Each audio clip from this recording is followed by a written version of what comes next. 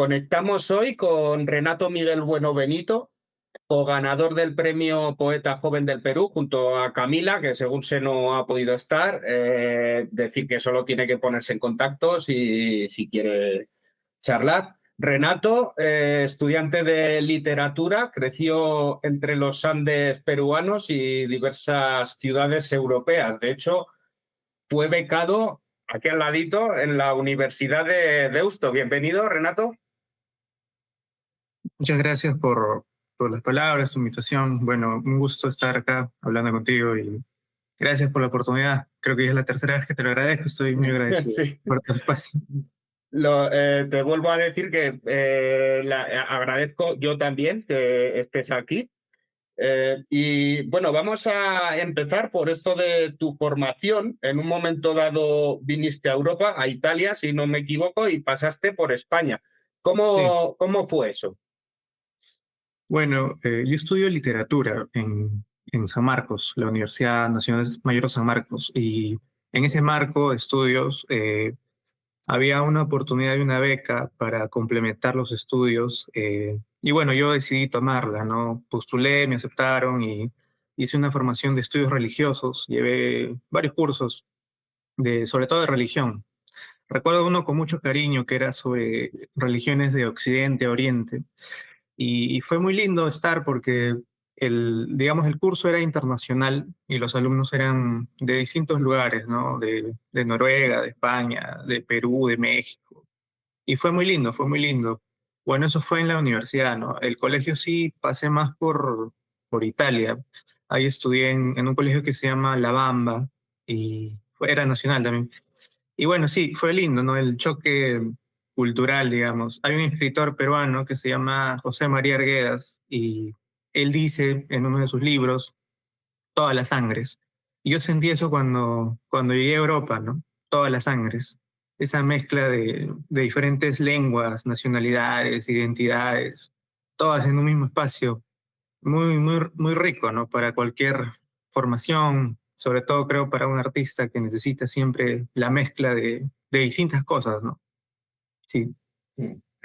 Supongo que notaste esa, como has dicho, ¿no? Esa diferencia cultural y había también diferencia en cuanto a la concepción de lo que estabas estudiando, de la literatura o de lo que has terminado haciendo también, que es poesía. ¿Notaste diferencias?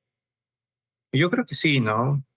Creo que más similitudes que diferencias en términos literarios, digamos, porque, digamos, llevamos España y toda Hispanoamérica la misma tradición por la lengua, ¿no? O sea, los poetas que yo leo como clásicos, por ejemplo, Garcilaso, Fray Luis, San Juan, etcétera, son los mismos que se leen en España, por ejemplo, como clásicos, ¿no? En ese sentido, tenemos, digamos, ese puente tan rico que es la lengua, ¿no? La lengua nos permite que tú y yo hablemos, por ejemplo, que a pesar de que yo vivo en Perú, tú en España, podamos tener ese diálogo, ¿no? Entonces, yo creo que la diferencia está más que nada en la cosmovisión, ¿no? En cómo se mire el mundo. Por supuesto, mi mirada va a ser distinta a la mirada de un español que vive en un contexto diferente, ¿no?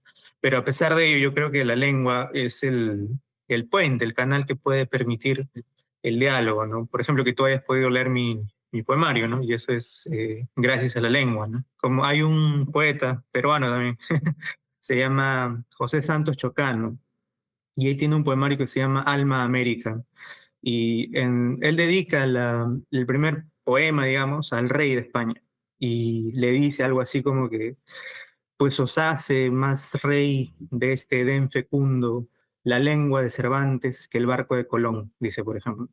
Entonces, yo creo que es eso, ¿no? La lengua nos une, el lenguaje. ¿Y cuándo? Porque estás haciendo referencias, bueno, como tú mismo has calificado, bastante a poetas bastante clásicos y escritores. ¿Cuándo te acercas a la poesía como lector y escritor? Como lector, Y yo creo que... escritor, porque, claro, como lector entiendo que puede ser desde siempre y escritor puede ser una consecuencia de estudiar literatura, ¿o Claro. no? Sí, ¿no? Borges decía que primero es el acto de escritura y el acto de lectura es posterior a la escritura. Es un acto más humilde, decía Borges, ¿no? Siempre Borges con esa modestia. Bueno, eh, bueno, lector, yo diría mi mamá, cuando yo crecí muy poco tiempo con mi madre. Mi madre me dejó, o sea, tuvo que viajar a Europa a muy temprana edad de mí, ¿no? Entonces ella me dejó una biblioteca enorme y yo empecé un poco a leer de ahí, ¿no? De a pocos, porque sentía que si quería acercarme a mi madre tenía que leer. Entonces, de poco a poco iba cogiendo y mi madre era, como hablaba italiano, me tenía muchos libros en italiano. Recuerdo uno mucho, con mucho cariño, que a mi mamá le gustaba, que era Yo soy Carducci, que puede ser un poco denso, pero bueno, yo de niño, más que entender la poesía, quería acercarme a mi madre. Y así empezó un poco, ¿no? Con ese acercamiento a mi madre.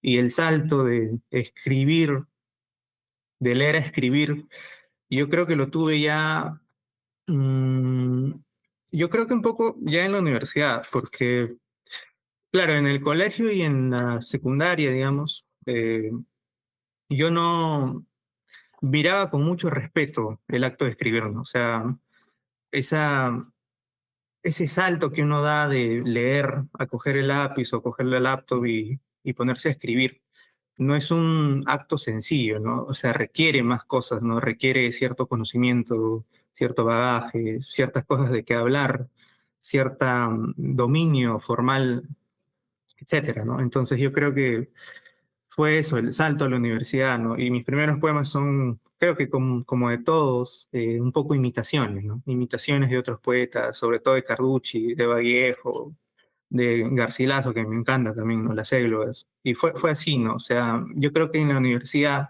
ya con ese ojo más crítico que es propio de todas las universidades, ahí creo que por fin puedo escribir, ¿no? Sí. Eh, Nombrabas a Vallejo y con una cita de Vallejo empieza el primer poema o la primera página después de los agradecimientos y tal, quiero decir, o sea, de los agradecimientos de las dedicatorias, perdón. La primera página con poema empieza con una cita de Vallejo, no solo de Vallejo, pero bueno, has nombrado lo que has nombrado ahora, entiendo que son a la vez tus influencias, porque si es lo calificabas tus primeros poemas de imitaciones, que no creo que llegasen a ser imitaciones, pero entiendo lo que dices, influencia muy directa, ¿no? Y antes de entrar con el poemario premiado, ¿qué, ¿qué ha significado este premio para ti? ¿Una acreditación? ¿Un impulso? Claro, recuerdo mucho unas líneas de Hamlet, de Shakespeare. Ahí Hamlet dice, habéis visto la lluvia y el sol a la vez, su risa y perdón, su sonrisa y lágrimas eran similar, de modo mejor. Esa contradicción del sol alumbrando y la lluvia, ¿no? O sea, una aparente contradicción. Yo creo que así me siento todavía, alegre en un primer momento porque siempre es bueno, ¿no? Un reconocimiento y más que sea un reconocimiento relevante. Sin embargo, también siento miedo, por ejemplo, miedo de tal vez no ser digno, tal vez no tener el nivel o no seguir teniendo el mismo nivel. Entonces, en esa mezcla de sentimientos aparentemente contradictorios, pero que están habitando mi mismo cuerpo, yo creo que me siento así, ¿no? O sea, cuando escribo, por ejemplo, a veces tengo mucho miedo de leerlo porque digo, tal vez no está tan bueno, lo leo, lo corrijo otra vez, lo corrijo una vez más y aún no me convence, pero al mismo tiempo veo otra vez, digamos que he ganado y me da cierta fuerza, ¿no? Me da cierta confianza, pero también lo otro, ¿no? Entonces, en un vaivén de emociones, diría yo. Mucho respeto a la vez que alegría, ¿no? Bueno, piensa que lo premiado ha sido esto y de esto, si ha sido premiado, ha sido digno. Así que bueno, lo que venga ahora, pues solo la vida lo dirá. O sea que... Por supuesto. Bueno, vamos con Sonimientos. Sonimientos es el nombre del poemario.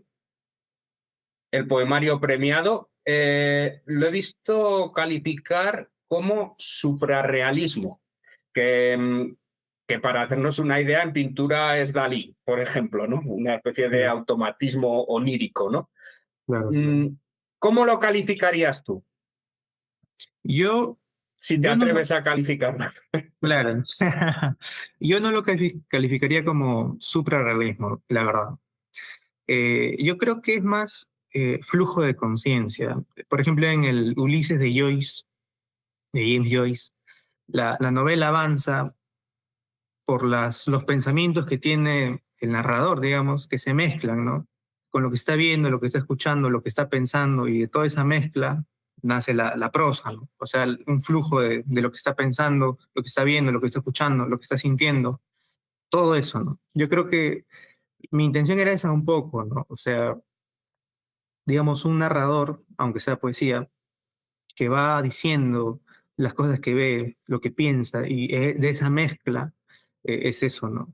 Y bueno, yo diría el siglo de oro también, ¿no? El siglo de oro por la métrica, ¿no? Por la métrica española de... He leído un libro que se llama Métrica Española de un crítico importante, estudioso, ¿no? Tomás Navarro Tomás se llama. Es un libro, un bodocón así, ¿no?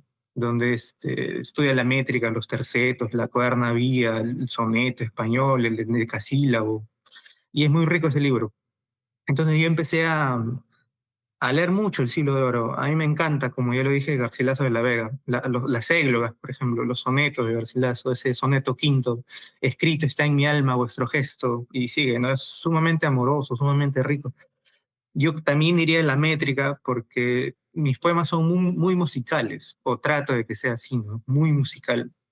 El enclítico, por ejemplo, en lugar de como Quevedo, ¿no? Quevedo dice, en vez de decir te amo, pone el te en el verbo, amote, ¿no? En lugar de te amo. Entonces, esa forma enclítica, que es de Quevedo, que también la agrega Vallejo, yo como que intento continuarla un poco, ¿no? Pero dándole otro sentido ya. Así que no sé si he respondido a tu pregunta, pero yo no diría suprarrealismo, ¿no? Aunque entiendo que sí.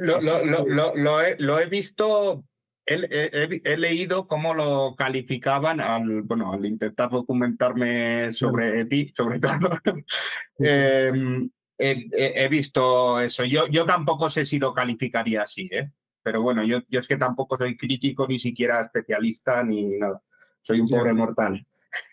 Pero con lo que has expresado ahora, sí me vas a adelantar, me has adelantado una pregunta que iba más al final. Eh, Hablas de la métrica española, en este caso has hablado. ¿Qué opinas de la métrica y la rima en poesía? Y ahora retomamos lo de tu poemario. Claro. Ahorita estamos viviendo una época donde se escribe en verso libre, por ejemplo. Se usa mucho el verso libre. El verso libre, para mí, es como el último escalón, ¿no? El último peldaño de una escalera. O sea, primero tendrías que escribir, por ejemplo, 10 sonetos, 10 octavas reales, 10 sextinas, y al final el verso libre, ¿no? Porque el verso libre, si bien es libre, o sea, lo que requiere el verso libre, lo que te pide el verso libre, es un dominio de las palabras, de las vocales en el español, que son tan sonoras. Por ejemplo, amor. En cambio, en inglés suena más la consonante, es love, ¿no? No suena casi la O ni la E, suena la L y la U. O sea, lo que te requiere el verso libre es ya un conocimiento profundo del lenguaje, ¿no?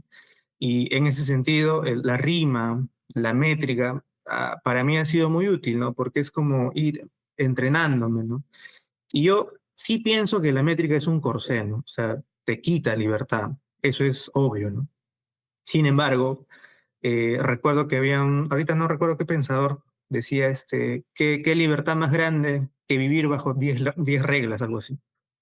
O sea, uno elige vivir tal vez en ese corsé, ¿no? Y bueno, lo que trato de hacer en el poemario no es usar tanto métrica, sino más bien reformar la métrica, ¿no? Liberarla un poco de su corsé. Por ejemplo, el soneto son 11 sílabas, dos cuartetos, tres tercetos, que deben tener cierta recurrencia semántica, debe hablar de lo mismo, Y yo intento quebrar un poco eso con la puntuación, por ejemplo. La puntuación es algo clave, creo, en mi poesía. Me he fijado, sí, me he fijado que salvas esa unión de las vocales con un punto, ¿no?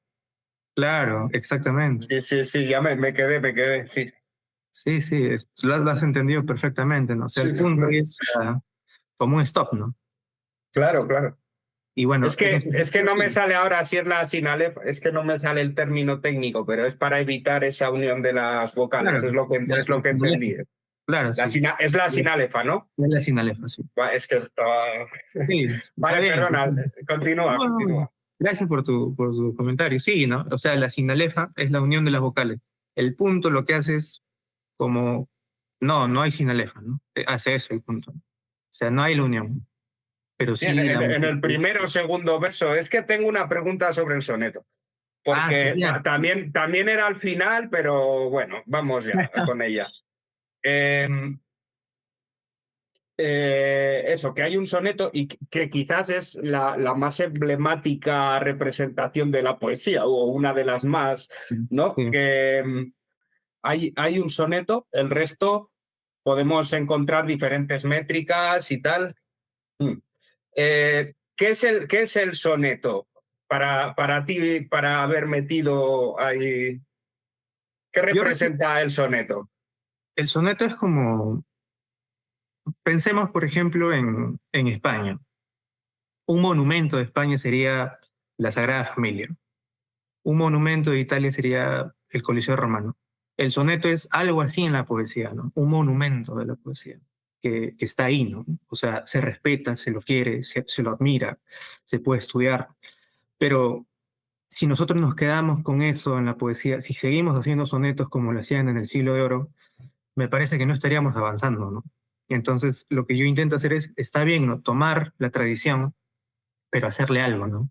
Cervantes, por ejemplo, el gran escritor que fue Cervantes, él cogía todos los géneros, ¿no? La épica, la poesía lírica, la novela pastoril, pero las reformaba, ¿no? O sea, las usaba, pero las reformaba, les agregaba algo.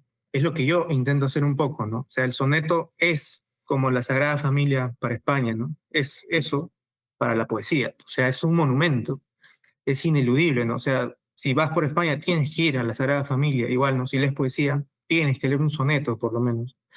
Y yo creo que el soneto es una forma métrica casi perfecta, ¿no? Si bien el endecasílabo viene de Italia, introducido por Garcilaso de la Vega y Juan Boscán, lo que se logra en español, me parece, es el uso de las vocales tan bonito en el español, como este verso de Garcilaso, ¿no? Escrito está en mi alma vuestro gesto.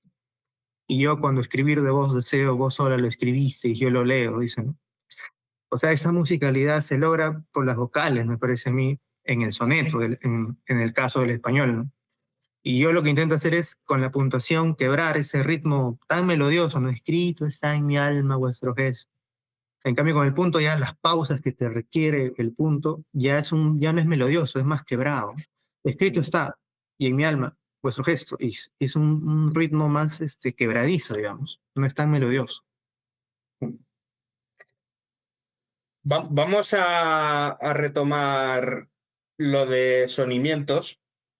Se divide en varios apartados, en 4, si no me equivoco, ¿no? Sí. Consonantes, eternidades inconstantes, símbolos patrios, a nosotros y a él también, y, a ver si lo digo bien a la primera, verso inverso en la forma conversa del otrora versar. Me ha salido.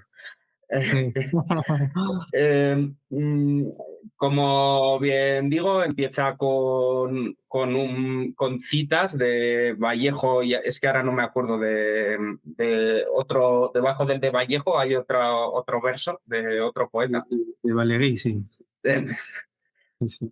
Y bueno, vemos desde un principio se habla de dolor, se habla de amor Mm. en esta primera parte. Es una canalización o recursos literarios.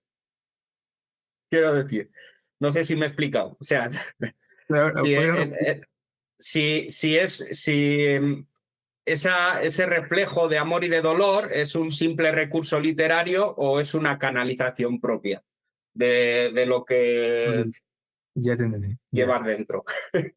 O de experiencias propias.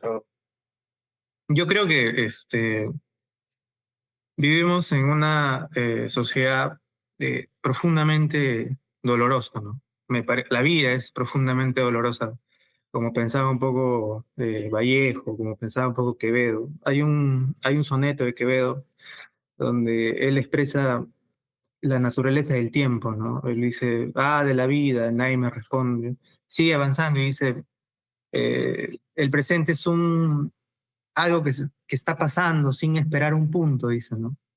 O sea, el dolor es algo que yo lo tengo muy, muy presente, ¿no? Sin embargo, pienso que la poesía, siempre hay esta división en todas las personas, ¿no? Cuando se acercan a la literatura, el fondo, el tema y la forma, ¿no? O sea, una cosa dicen es el tema y otra cosa es la forma en que se narra un tema. Yo creo que, yo creo que en mi escritura en cómo yo veo la literatura, no pienso que sea una división tan así, ¿no? Yo creo más bien que cualquier contenido, tema, te pide una forma específica. O sea, no es que yo primero pienso el tema y luego pienso la forma. Pienso que el tema que tú tratas te pide una forma. En ese sentido, el dolor, el amor, como tú dices, me han pedido esa forma particular, entre comillas, de sonimientos, ¿no?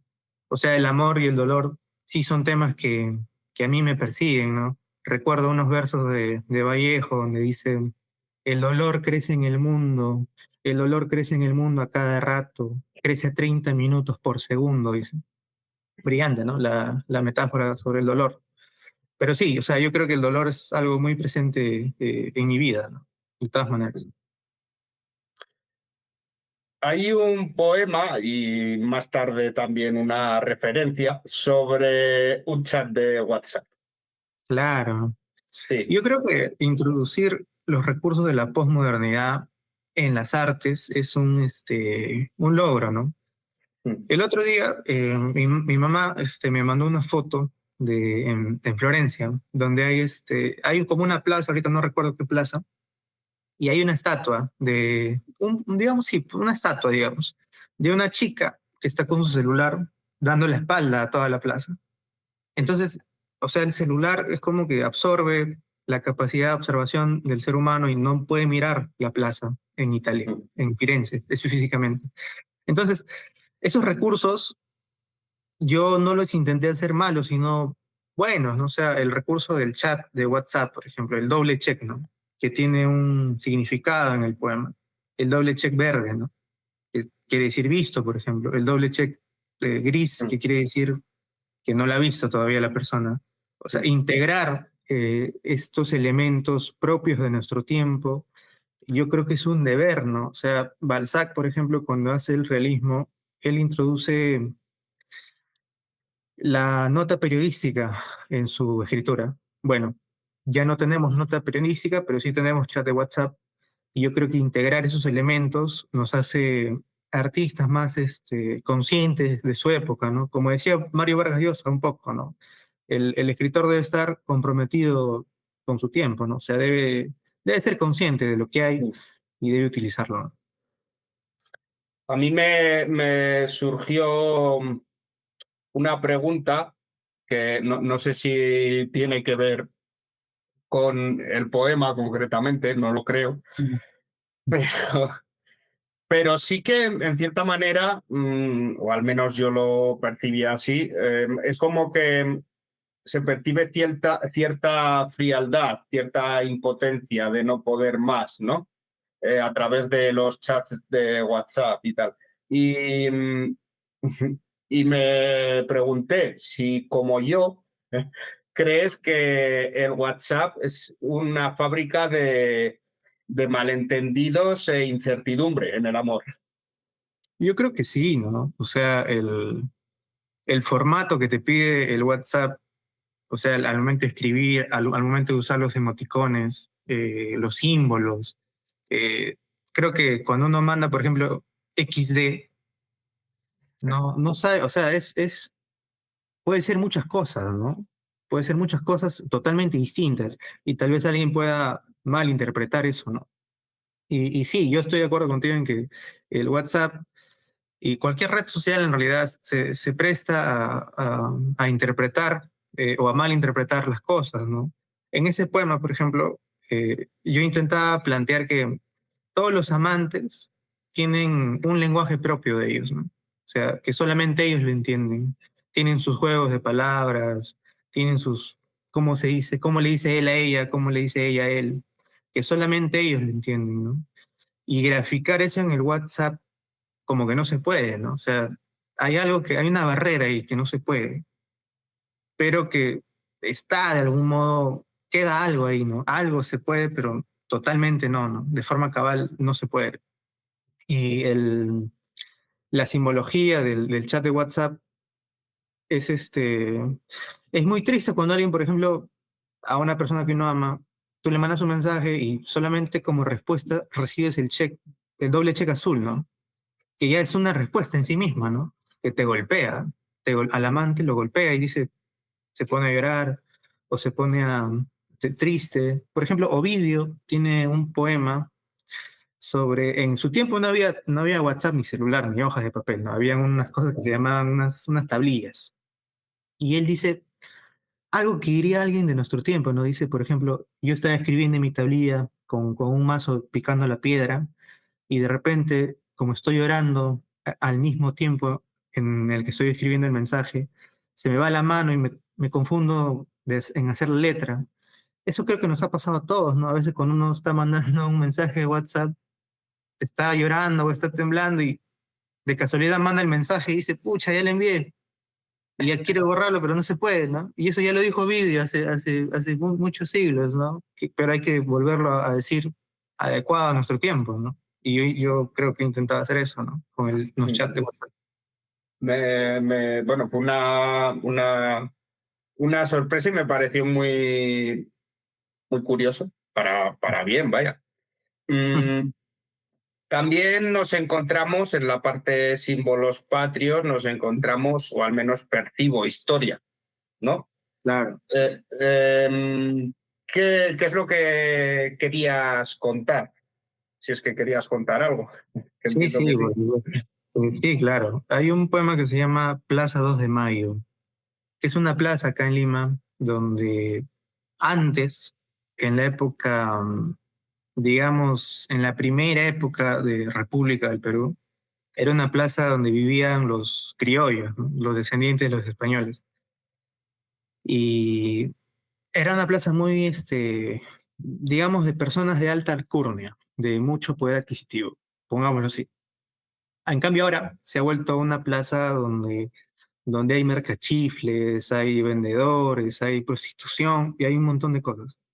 Entonces, yo pensaba en esa imagen, ¿no? O sea, como algo que ha sido muy importante otrora, ahora es algo casi que causa un poco de vergüenza, de cómo algo así se ha convertido en esto, uno dice, ¿no? Y recordaba esa contradicción de que antes fue algo bello y ahora es algo no tan bello, digamos. Y recuerdo este pensador alemán que decía, Hegel decía, si se quemara todo lo que se ha escrito, bastaría con que quede el primer canto de Antígona, decía, ¿no? Y en el primer canto de Antígona lo que se relata dice algo así como, hay muchas cosas grandiosas y la más grandiosa de todas, el hombre, dice, ¿no? ¿Y por qué es el más grandioso o la cosa más grandiosa del hombre? Según Sófocles, que escribió Antígona, porque el hombre puede alcanzar la maldad más mala con su ingenio, pero también puede alcanzar el bien más bien con su ingenio, ¿no? O sea, puede ir a los dos extremos gracias a su ingenio. Y yo pensaba en la Plaza 2 de Mayo cuando pensaba en eso que decía Sófocles, ¿no? O sea, esa contradicción de algo bello que se ha vuelto feo, ¿no? Y yo creo que eso es un poco las sociedades de Latinoamérica, ¿no? O sea, que han perdido algo que antes no fue lo que es ahora, ¿no?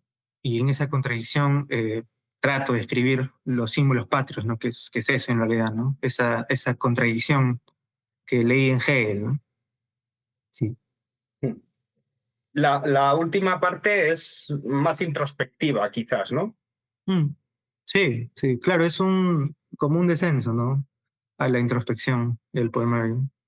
Es la más personal, seguramente, la más sobre ti.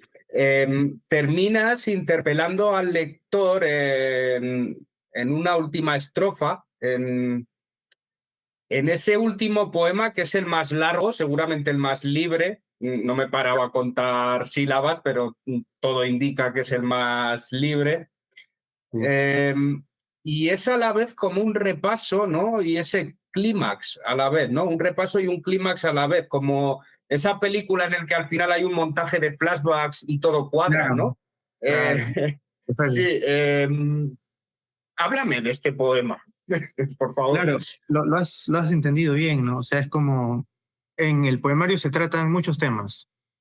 En el último se recapitulan esos temas, como tú has dicho, ¿no? Como flashbacks. El lector, cuando llega al último poema, reconoce los temas que ha ido leyendo hasta ese momento. Y es el clímax porque ahí ya no importa nada, no importa la métrica, no importa el ritmo, o en todo caso es un ritmo caótico, que es la intención, ¿no? O sea, es la explosión. Ya, ya sabemos que la sociedad está mal, ya sabemos que el dolor crece en el mundo a 30 minutos por segundo, ya sabemos que está totalmente mal todo, ya sabemos que la madre va a morir, que vamos a ver a nuestras madres morir, ya sabemos todo eso, pero ¿qué hacemos, no? Y el poema es eso, el poema se titula A pesar de y sin embargo, ¿no? Y la respuesta de a pesar de y sin embargo es cantar, ¿no? El acto del canto es tal vez lo más auténtico que ha hecho el hombre, a mí me parece, ¿no? Porque cantar es cuando uno canta algo, ¿no?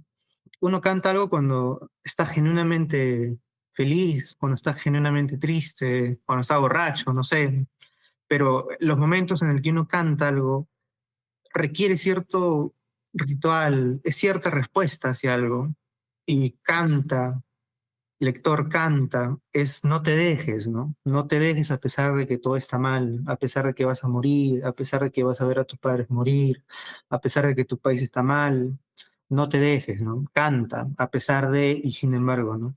O sea, el poema es eso, ¿no? Una especie de respuesta a qué podemos hacer ante todo esto, ¿no? Que nos invade, que nos causa dolor, sufrimiento, etcétera, ¿no? Y la estructura responde a eso, ¿no? Va abordando problemas, digamos, de contexto, luego más personales.